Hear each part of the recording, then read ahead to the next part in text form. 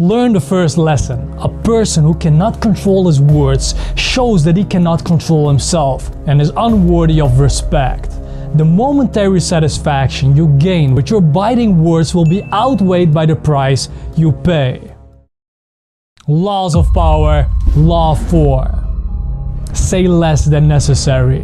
When you're trying to impress people with words, the more you say, the more common you appear and the less in control. Even if you're saying something banal, it will seem original if you make it vague, open-ended, and sphinx-like. Powerful people impress and intimidate by saying less. The more you say, the more likely you are to say something foolish. But before you fully zip up your mouth, there are some caveats with this law. Stick around to the end so you don't commit the sins that deduce your power and make you seem insecure. Friends, just like with anything else in life, short-term gratification doesn't trump long-term gratification. Listen closely. When you want true power, it is necessary, mandatory, even crucial for you to recognize and respect the role of time. Opt in for playing the long game and you won't make foolish mistakes and won't live your life with regret.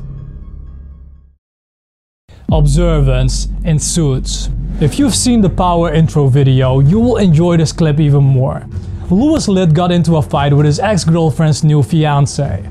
After a lot of taunting and trash talking and a petty pissing contest to prove who's the better lawyer and use that as a way of showing who's the better man worthy of the woman, their fight has finally come to an end. Louis got him beat.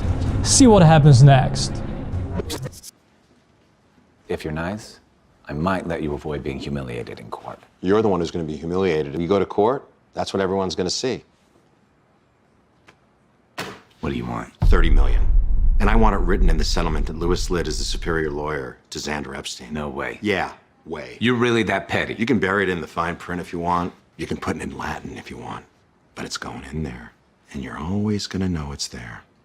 If that's what it takes to make you whole, then we have a deal. But one thing. When I get home tonight, remember who's waiting for me. She's gonna cook me dinner, she's gonna rub my feet, she's gonna tell me she loves me, and we are never gonna think of you again. Well, maybe on our 50th wedding anniversary, we'll laugh about the guy she almost ended up with. If we can even remember your name. Now it's $50 million. And that's take it or leave it.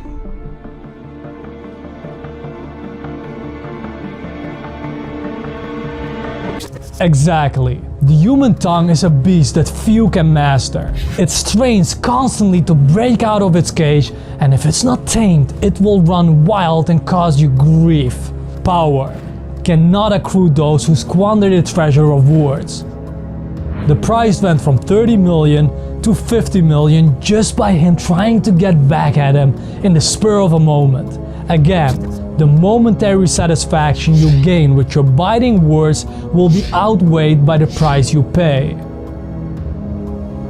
Here is another example. Mike Ross got a new job as an investment banker and needs money to fund his takeover battle against Harvey, his former boss. You're kidding me. So this is all mine? Yep. What about the Southampton City Council? What about them? They're a bunch of public access loving assholes.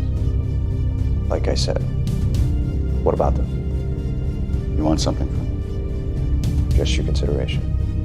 Well, you've earned it. Go ahead. Not interested. You didn't even look at it. Oh, I don't have to. You just said that I earned your consideration.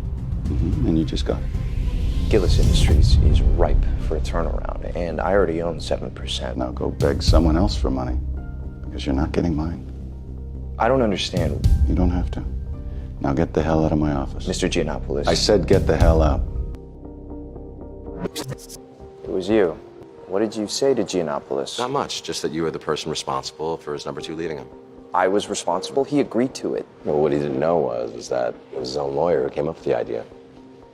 Now he does. He may have agreed to it, but it was a betrayal by you.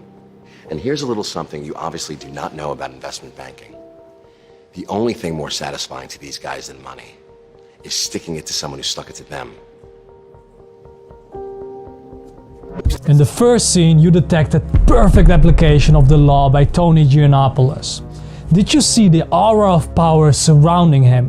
Observe his body language, vocal tonality, and the full-on locked death stare when he said, Now get the hell out of my office. Mr. Giannopoulos. I said get the hell out.